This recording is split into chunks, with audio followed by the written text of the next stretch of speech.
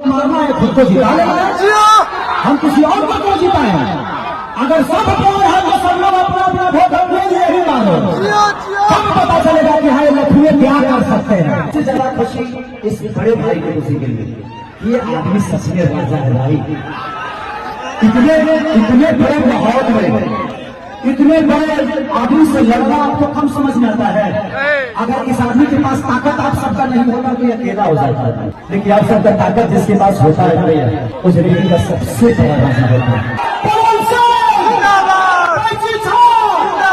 12 number 1 तारीख को पर्ची को मतलब दबाना है और अपने भैया को जिताना है।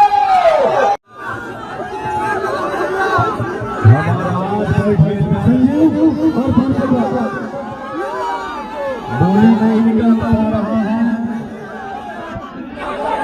लेकिन भैया मंच पे हमारा